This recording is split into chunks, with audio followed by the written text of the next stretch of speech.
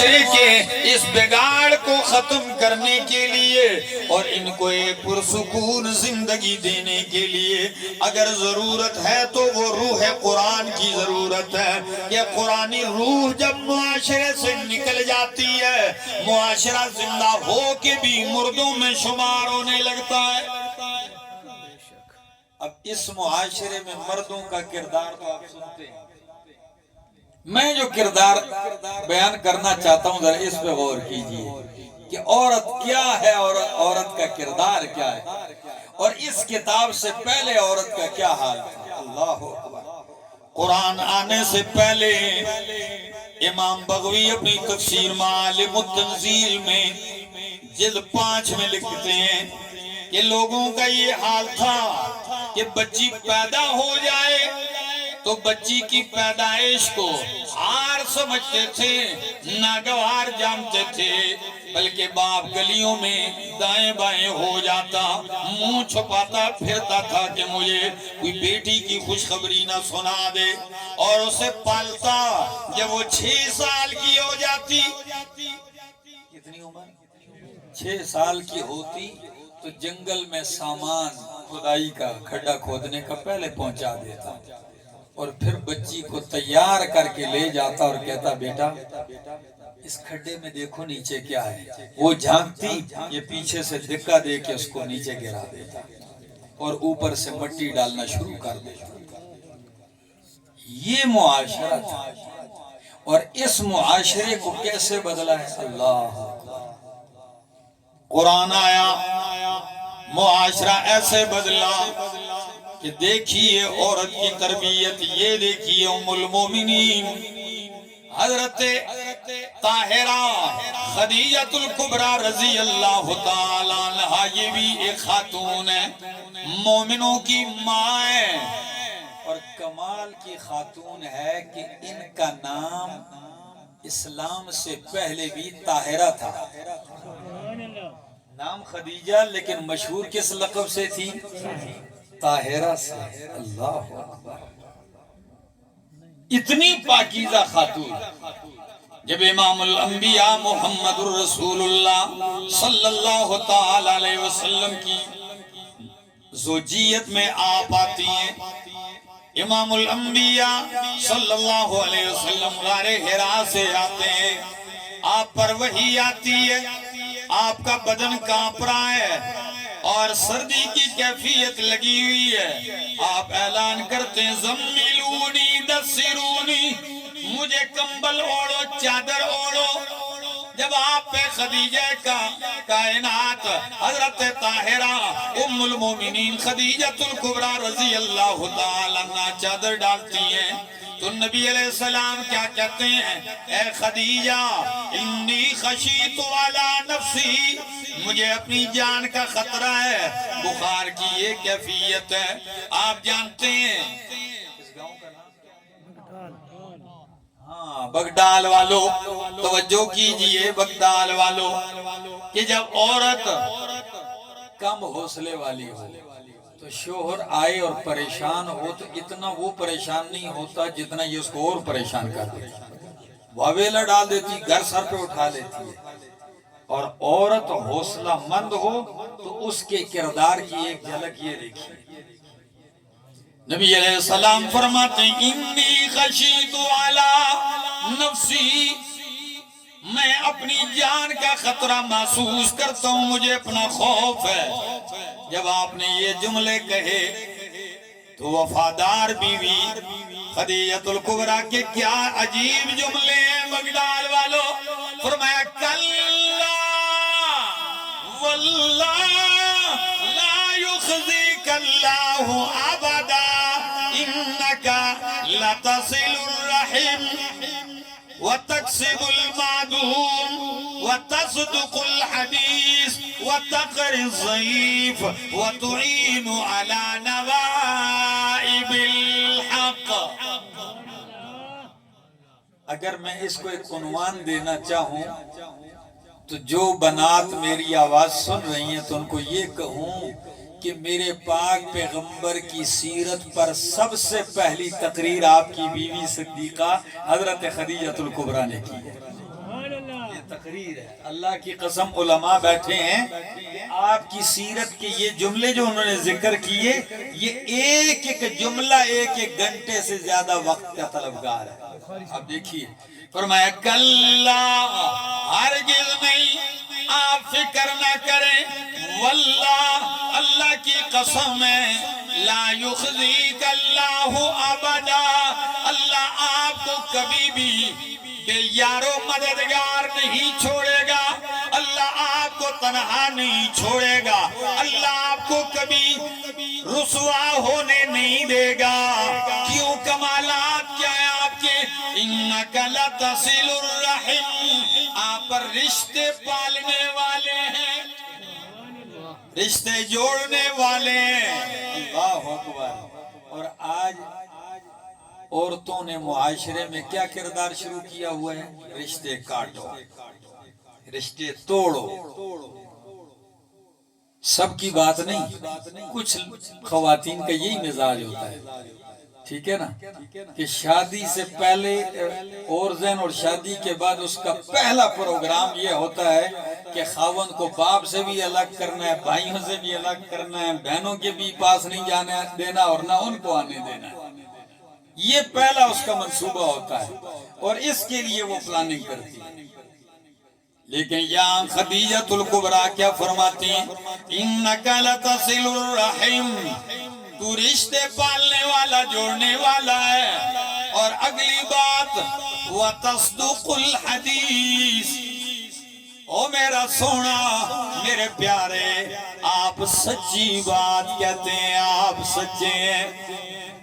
اللہ کی قسم کی بیوی سامنے بیٹھ کے کہے آپ سچے ہیں، ان کی سچائی کا عالم کیا ہوگا؟ تصدق الحدیث، آپ سچے ہیں۔ میں بھی یہی کہنا چاہتا ہوں، ساری دنیا سے سچ کہتے ہو، بیویوں سے جا کے جھوٹ مت کہا۔ اور جو جتنا بھی ہوتا ہے نا، باقی کسی کو معلوم ہو یا نہ ہو، بیوی کو سب پتا ہوتا ہے یہ کتنا پرہیزگار ہے، تقویدار ہے، ٹھیک ہے نا، سارا کچھ جانتی ہے۔ لیکن یہاں میرے محبوب کی پاک دامنی پہ قربان، تصدق الحدیث، آپ سچے، وتکسب المعدوم، آپ بے کسوں لاچاروں کو کما کما کر خود کئی دن بھوک برداشت کر لیتے ہیں، لیکن انہیں نوازتے ہیں، ان پہ صدقے خیرات کرتے ہیں۔ وتقری الضیف، آپ مہمان نواز ہیں، کیا ہے؟ اور حق کے راستے میں آنے والی تکلیفوں اور مصیبتوں میں آپ مظلوموں اور لاچاروں کی معاونت کرنے والے ہیں۔ یہ آپ کی شان ہے۔ یہی وجہ ہے جب میرے پاک پیغمبر اعلان کرتے ہیں تو سب سے پہلے تصدیق کرنے والی نبوت اور رسالت کی وہ ایک خاتون ہے، اور اماں جان خدیجۃ الکبریٰ ہے۔ خواتین میں سب سے پہلے ایمان لانے والی کون سی ہے؟ اماں خدیجۃ الکبریٰ۔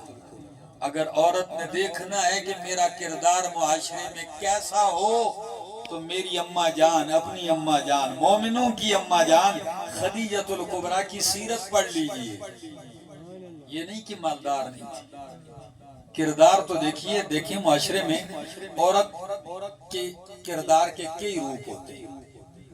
ایک تو وہ مرحلہ ہوتا ہے جب وہ بچی ہوتی ہے تو پیدا ہوتے ہی باپ کا موڈ خراب، ماں کا موڈ خراب، دادے کا موڈ خراب، دادی کا خراب۔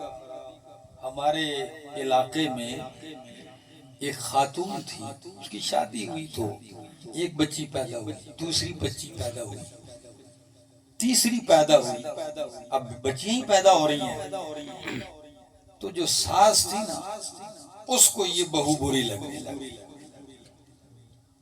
کہ بھئی یہ کم وقت آ گئی ہے، اب اس کی بچیاں ہی ہوتی ہیں، اس بیچاری کا کیا قصور ہے؟ یہ بری نظر سے اس کو دیکھتی ہے۔ تو اس کو ایک دن غصہ آتا نا تو وہ بچیوں کو چاٹتی ہے، ایسے محبت ہے، ماں تو ماں ہوتی ہے۔ تو ساس کو بری لگتی کہ چھوڑ، بیٹا نہیں اس کا، تو وہ اس کو غصہ دلانے کے لیے کہتی ہے میری بیٹی تو حور ہے، غصہ دیتی ہے۔ ماما ہوتی ہے تو ساس کو چڑھانے کے لیے بیٹی کو اٹھاتی، کہتی میری بیٹی تو حور ہے، میری بیٹی تو حور ہے۔ جب یہ کہتی اللہ کی شان، پھر طلب امید پیدا ہوئی کہ بچہ ہو بچی ہو۔ اب یہ ساس انتظار میں ہے کہ بھئی مجھے خوشخبری ملے گی کوئی بیٹا پیدا ہوا ہے بیٹے کا، تو اندر سے جب پھر کسی نے آواز دی مبارک ہو آپ کے بیٹے کی ایک اور بیٹی پیدا ہو گئی، تو اس نے غصے میں آ کے کہا نہیں جی ایک اور حور لے آئی ہے، اور حور نیچے اتر آئی ہے جنت سے، طنز میں کہا اور مبارکباد لینے سے انکار۔ میرے دوستو ایک تو یہ ہے، پھر دوسرا مرحلہ بیٹی کی تربیت کا ہے کہ بندہ اس کی پرورش کرتا ہے۔ اسلام نے پہلے مرحلے میں اس کو مصیبت نہیں کہا، فرمایا بیٹی آئی مصیبت نہیں آئی، تیرے گھر کے آنگن میں رحمت نے بسیرا کر لیا، رحمت آ گئی ہے۔ اللہ اکبر۔ ایک پہلو اب پرورش ہے، اس کو پالا جائے، اس کی تربیت کی جائے، اس کو علم سکھایا جائے، پھر اس کے لیے آگے رشتے کا انتظام کیا جائے اچھے گھرانے میں۔ اس کے بعد پھر اس کی زندگی کا نیا مرحلہ شروع ہوتا ہے، وہ کون سا ہے؟ بحیثیت ایک بیوی کے، کہ اب یہ اس نے کردار ادا کرنا ہے۔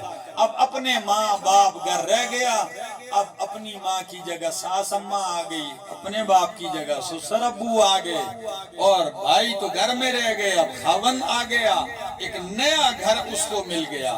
اب اس نے اپنا کردار دکھانا ہے کہ اس نے اس گھر کو آباد کرنا ہے یا برباد کرنا ہے۔ تو آئیے خدیجہ الکبریٰ رضی اللہ تعالی عنہا خاوند کی یہ تعریف، اور پھر نبوت میں سب سے پہلے آپ کی تصدیق کی، اور صرف تصدیق ہی نہیں، مال تو بہت سارا پہلے بھی آپ کے پاس تھا، تاجر تھی عرب کی، بہت بڑا مال آپ کا تجارت میں چل رہا تھا، بڑے بڑے کاروباری آپ کی تجارتی قافلوں میں سفر کرتے، اور بڑے بڑے نوابوں رئیسوں کے رشتے ٹھکرا چکی تھی، اور امام الانبیاء محمد الرسول اللہ صلی اللہ تعالی علیہ وسلم کا انتخاب خود اپنے لیے کر چکی تھی۔ اب اگر میری زندگی میں کوئی آئے گا تو وہ یہی انتخاب کر دیا، اور یہ بھی جانتی تھی کہ آپ مالی اعتبار سے اس طرح کاروبار نہیں ہے، لیکن پتہ ہے ان چیزوں کی پرواہ کیے بغیر خدیجہ الکبریٰ نے اللہ کی قسم اپنی جان، مال، کاروبار، دولت، سرمایہ سب میرے محمد کے مشن پہ قربان کر دیا۔ یہ خاتون تو تھی۔ آج کل عورت کو جہیز میں جو کچھ ملتا ہے پتہ ہے اس کا مزاج کیا ہوتا ہے؟ ظاہر بات ہے ہم بھی 5 بھائی ہیں، سب شادی شدہ ہیں، گھر میں بیٹھتے ہیں آنگن میں تو گپ شپ لگاتے ہیں، تو اماں جان بھی ہوتی ہیں، باقی تو سب کبھی ایسے محفل لگتی ہے تو پھر میں تذکرہ کرتا ہوں بطور گھر گپ شپ کی۔ میں کہتا ہوں عورت جب گھر آتی ہے خاوند کے گھر میں، ماں باپ کے ہاں سے اس کو جہیز ملتا ہے تو پتہ ہے ایک ایک چمچ اور پیالی کا خیال ہے، یہ گلاس میرا ادھر لے کے جائے، دوسرا بھلے سونے کا ہی کیوں نہ ہو اس کی پرواہ نہیں، جدھر گلاس پڑا ہے چمچ پاویں جدھر مرضی یہ جائے کوئی پرواہ نہیں، ایک ایک چیز لے کے جائے گی، کیوں اس کو اپنا سمجھتی ہے اور باقی چیزوں کو اپنا نہیں سمجھتی۔ جب یہ حال ہوتا ہے نا تو پھر معاشرہ بنتا نہیں ہے۔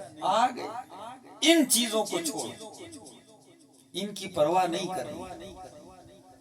خدیجہ الکبریٰ کی سیرت بتلاتی ہے کہ خاوند پہ سب کچھ لگا دیا، اور لگانے کے بعد ذرا اگلا مرحلہ دیکھ لیجئے۔ 3 سال تک تقریباً امام الانبیاء شعب ابی طالب میں قید ہیں، اتنی بھوک اور پیاس کہ بچے بلبلا اٹھتے ہیں، رو پڑتے ہیں، اور اگر رات کے اندھیرے میں کوئی بندہ اپنے رشتہ داروں کے لیے خوراک کی ترسیل کرتے ہوئے کچھ لے کے آتا ہے تو پیرا اتنا سخت ہے کہ ظالم مار لوٹ لیتے اور کچھ بھی اندر لے جانے نہیں دیتے۔ دری اسنا خدیجۃ الکبریٰ بیمار پڑ جاتی ہیں، کہا عرب کی مالدار خاتون، اور کہا اب یہ مرحلہ کہ ہر طرف سے سوشل بائیکاٹ ہو گیا ہے، دانا پانی بند کر دیا گیا ہے، ایک گھاٹی کے اندر محصور ہو گئے ہیں، وہ سارا کچھ ختم ہو گیا۔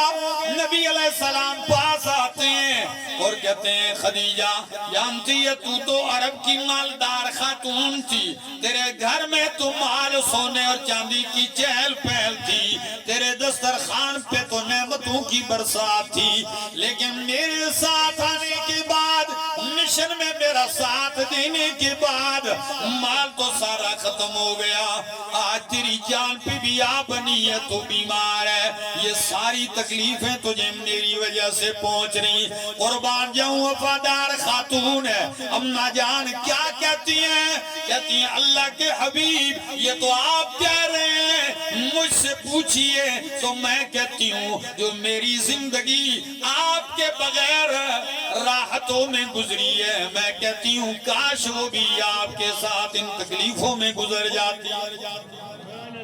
میں تو کہتی ہوں میری زندگی کا وہ مرحلہ بھی آپ کے ساتھ یہاں گزر جاتا، تو پھر رب نوازتا کیسے پتا ہے؟ نبی علیہ السلام بیٹھے ہیں، اماں جان خدیجۃ الکبریٰ رضی اللہ تعالیٰ عنہ کھانا بنا کے لا رہی ہے، اللہ کھانا بنا کے لا رہی ہے، جبریل آتے ہیں، کیا کہتے ہیں؟ کہتے ہیں اللہ کے حبیب خدیجہ آنے والی ہے، مجھے اللہ نے بھیجا ہے تاکہ اس کو سلام کہہ دیا جائے۔ جیسے ہی خدیجہ تشریف لاتی ہیں، نبی علیہ السلام نے فرمایا خدیجہ ھذا جبریل، یہ جبریل ہیں تجھے سلام پیش کر رہے ہیں۔ اللہ اکبر۔ پھر کردار ہے ایسا، 25 سالہ رفاقت گزاری ہے، اور جب تک زندہ رہی نبی علیہ السلام نے دوسرا نکاح نہیں کیا، جب تک آپ حیات رہیں نبی علیہ السلام نے دوسرا نکاح نہیں کیا، لیکن جب خدیجۃ الکبریٰ رضی اللہ تعالیٰ عنہ وفات پا جاتی ہیں، پھر اللہ کے پاک پیغمبر صلی اللہ علیہ وسلم کی نکاح کرتی ہیں، ان میں صدیقہ کائنات حضرت عائشہ رضی اللہ تعالیٰ عنہ بھی ہیں، ان میں ام حبیبہ رضی اللہ تعالیٰ عنہ بھی ہیں، ان میں صفیہ حضرت حفصہ رضی اللہ تعالیٰ عنہ بھی ہیں، اور ان میں زینب بنت خزیمہ بھی ہیں، ان میں زینب بنت جحش رضی اللہ تعالیٰ عنہ بھی ہیں، ان میں ام سلمہ رضی اللہ تعالیٰ عنہ بھی ہیں۔ قربان جاؤں ہر عورت، ہر بیوی آپ کی عظیم ہے، اور کیوں عظیم نہ ہو؟ اللہ کا قرآن کہتا ہے، یہ میرے سامنے 22واں پارہ ہے، اور سورت کا نام سورۃ الاحزاب ہے۔ فرمایا یا نساء النبی لستن کأحد من النساء، او میرے پاک پیغمبر کی بیویوں، لستن کأحد من النساء، تم باقی عورتوں میں سے کسی کی طرح نہیں ہو، تمہاری الگ ہی شان ہے، تمہاری الگ ہی پہچان اور عظمت ہے۔ ام حبیبہ رضی اللہ تعالی عنہ پتہ ہے، اور خاص کر حضرت ام سلمہ رضی اللہ تعالی آپ کی بیویوں میں یہ واحد بیوی ہیں ام سلمہ رضی اللہ تعالی عنہ کہ ان کی ہر وقت یہی کوشش ہوتی تھی گھر میں کہ میں کوئی ایسی ادا پیش کروں کہ نبی علیہ السلام مسکرا جائے۔ سن کے ایک مزاج تھا، کوئی ایسے عمل سے، چال میں، گفتگو میں ایک ایسی بات کروں کہ بس نبی علیہ السلام خوش ہو جائیں، مسکرا دے اور ہنس پڑے۔ یہ کردار ہمارے ہاں، میرے ایک دوست ہیں، تو میں نے عورتوں پہ بیان کیا، مجھے کہتا ہے مولانا صاحب بس چھوڑو. میں نے کہا کیوں؟ کہتا ہے سارا دن میں دکان چلا چلا کے جب گھر پہنچتا ہوں نا تو جیسے ہی دروازے کے اندر جاتا ہوں تو بس اے اللہ مر گئی ہیں، اے اللہ مر گئی ہیں، بس وہ سر باندھا ہوا اور یہ ایک حالت بنی. میں پھر پریشان ہو جاتا ہوں، یا اللہ یہ کیا مسئلہ. تو میں نے کہا بھائی واقعی بیمار ہوں گی؟ کہتا ہے نہیں جی. میں نے کہا آپ کو کیسے؟ کہتا ہے جانے سے پہلے دروازے کے سوراخ میں سے دیکھتا ہوں اچھا بلا بچوں کے ساتھ کھیلتی ہے، خوش ہوتی ہے، کیا لگ رہے ہیں، گپ شپ لگ رہی ہے. لیکن جیسے ہی دروازے کے اندر میں نے قدم رکھا بس ادھر حالات بدل گئے. میرے دوستو ایسے نہیں، اپنے گھروں کو خوشحال بنائیے. کوشش کیجئے کہ ہم دونوں ایک دوسرے کو ناراض ہونے، دکھیا ہونے نہیں دیں. پھر دیکھنا گھر بنتا ہے کہ نہیں بنتا. اکثر لوگ پریشان ہوتے ہیں. کیوں پریشان ہوتے ہیں؟ ان کی گھریلو زندگی میں سکون نہیں ہوتا. اب جا کے عدالت میں کیس دیکھ لیں، سب سے زیادہ کیسز اس بات کے میاں بیوی جھگڑ لیں.